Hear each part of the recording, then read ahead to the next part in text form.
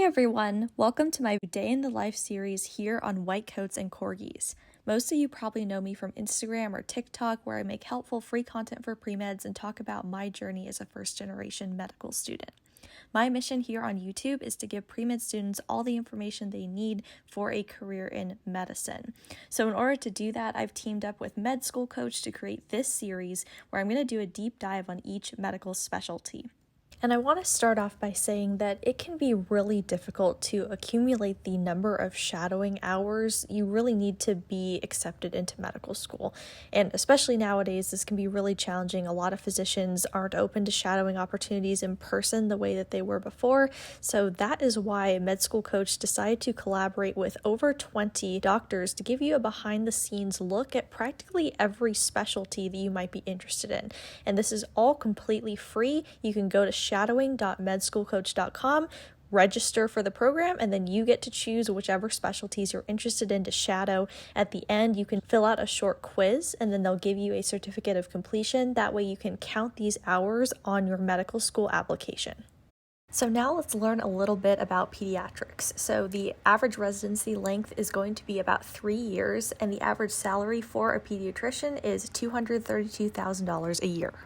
In terms of what medical students will need to know, the average matched applicant had around 9.3 volunteer experiences, 3.3 work experiences, and 2.9 research experiences on their application. And this makes the specialty relatively low in terms of the number of publications needed in order to match. In terms of match statistics, in 2022, Pediatrics had a total of 3,153 applicants, but only 3,016 spots. So this equates to about 1.05 applicants per position. Now that we've gone over some of the relevant match statistics, let's talk to an actual practicing pediatrician to get a sense of what a day in the life looks like for her, some examples of cases that she's seen, and learn a little bit more about the field of pediatrics. So I want to talk a little bit about the pediatric career pathway. So in general, you'll have 4 years of undergraduate school and take all of your pre-medical courses, including biology, general chemistry, organic chemistry, physics, calculus. And then after that, during med school, you'll take all the basic science coursework as well in anatomy, biochem, histology, microbio, physiology, pathology, and neurobio. And then you'll also go through rotations in different departments. So pediatrics is definitely one of the foundation rotations, but there's also electives within pediatrics that you can take, like you can do a rotation in pediatric emergency or specifically pediatric surgery. So when I was in med school, I also did a couple of electives with pediatric surgery and kind of got to see really cool cases in the OR. But I think whatever specialty you're considering, definitely consider different elective options that you can take to kind of explore the many different areas of each field. And then during pediatric residency, it's kind of a combination of learning the core competencies, so learning evidence-based practice, quality improvements, and all the aspects of patient care and professionalism. And then the clinical training really is also similarly divided into rotations like you would in med school, but you'll do a rotation with the newborn nursery. You'll do a rotation in neonatology in the ICU. The majority of the time will also be in general pediatrics, since that's kind of the core, but you'll work on the wards, and then you'll have an ambulatory clinic. So once a week, you'll have a panel of patients that you see, and it's almost like your continuity clinic where you get to see the same patients, develop a rapport, and really understand what it's like to be a general pediatrician. And then there'll be time rotating through the pediatric emergency department. You'll rotate in the pediatric ICU. You may do an elective in community pediatrics. So I also kind of shadowed and worked with pediatricians in private practice to see what that is like. And then you'll do another rotation in development and behavioral pediatrics. So this is just a little bit about the pediatric subspecialties, and there are many of them. And there are also ones that aren't specifically the track of doing typically a 3-year fellowship after residency. So for example, for pediatric emergency medicine, there are other pathways where you can do adult emergency medicine first and then maybe do 1 year of pediatric emergency fellowship. But in general, it's typically 3 years of pediatric residency, and then after that, doing another 3 years of a pediatric subspecialty fellowship. So this is a survey of satisfaction among early career pediatricians. And it seems like the majority of them are pretty satisfied. Most of them, 87%, find their work personally rewarding. 83% are satisfied with their career as a physician. And then you kind of have a little bit of statistics of their salary, working full time, and what their lifestyle might be like, whether they're married or working as a parent. And so this is, I found useful if you're thinking about a career in pediatrics. So for the first case, you have a 4-year-old who presents to the emergency department with 5 days of back pain, fatigue, and bruising. And on physical exam, you notice that she's febrile, she's pale, and there's bruising and petechiae, which are these little red dots on the skin. And you also find that there's mildly enlarged liver and spleen. And so you kind of assess with drawing some labs, and with a complete blood count, you see that the white blood cell count is very high at 130,000. The hemoglobin is low at 6.7, and the platelets are also low. And there's reported blasts, which are immature white cells in the blood. And then you look at the electrolytes, and you see that the sodium is okay, but the potassium is high at 5.9. You notice that there's also a slightly elevated creatinine of 0.8, and the calcium slightly low. There's also a very high uric acid and LDH, and then the coags are also slightly elevated. So, well, you're thinking of, there's so many things abnormal. There's a high white count, there's anemia, there's low platelets. So whenever you see on a CBC that it's not just the white cells that are affected, but also the red cells or the platelets, and there's more than 2 of those cell lines that are abnormal, that's when you're starting to think this is probably an oncological process.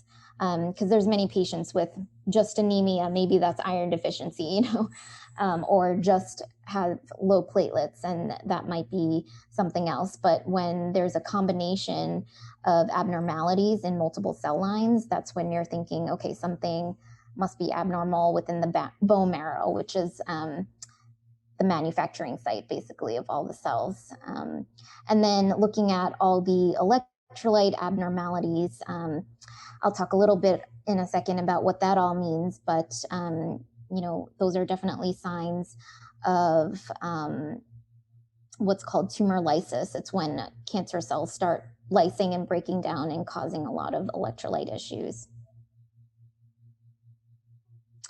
So a lot of times in the middle of the night, I'll look at a peripheral smear. So they'll draw a blood sample and then send it to the lab, and the lab will stain it and put it on a slide. And so I'll go up to the lab and I'll look under the microscope. And for a normal blood smear, these are typically things you might see, which are the red blood cells, and there's clearly some central pallor there. And then there's different white blood cells. You'll see like a lymphocyte or a neutrophil, and then platelets, which are also a lot smaller than the other cells, but you'll see those as well. And then a lot of times when there's reports of leukemic blasts, they might look like what's shown here on the right-hand side. And whenever I see that, it kind of just confirms those findings that were reported on the CDC. Just talking a little bit about clinical manifestations of childhood leukemia.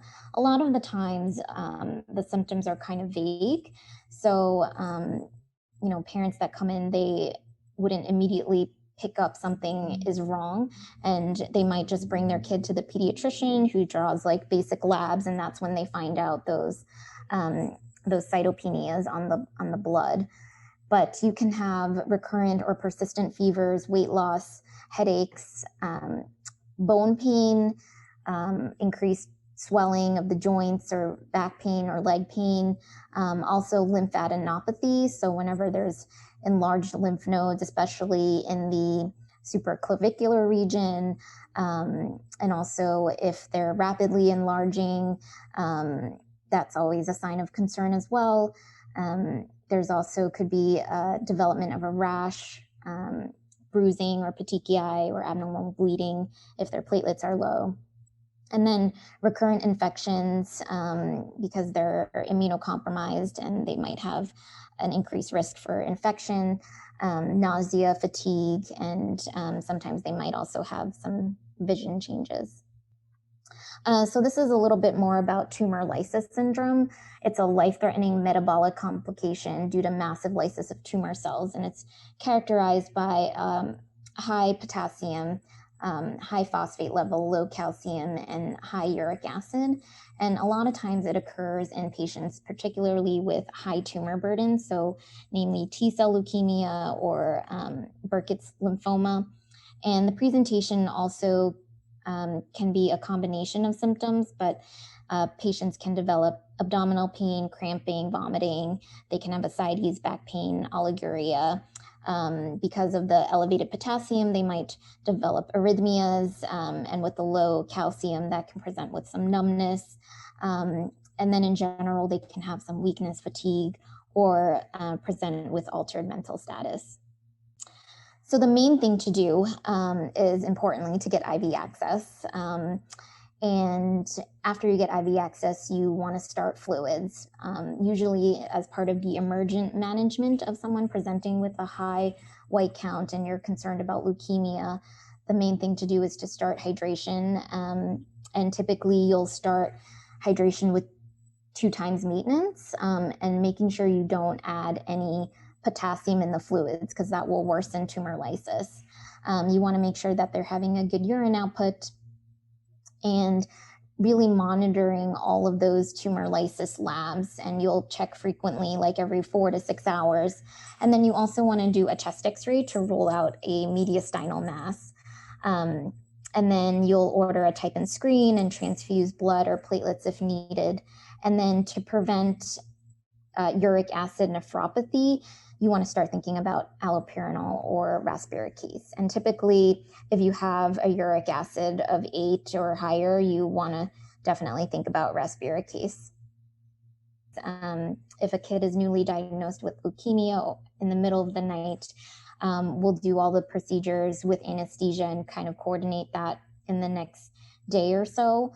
But this is just showing how you would typically do a lumbar puncture, and the key to that is making sure they're in the right position. But usually we would collect the cerebral spinal fluid for analyzing if there's tumor cells in the fluid. And then later on, as part of their treatment, they actually get chemotherapy inserted through the spine to basically prevent CNS-related leukemia and CNS relapse. And then for the bone marrow aspirate and biopsy, that's also usually under anesthesia. We apply some local lidocaine and really get into that space. And then we aspirate some of the marrow to analyze. And then we also get a piece of the bone as a part of a biopsy, and then we send that off to pathology to get sort of this official diagnosis of the type of leukemia.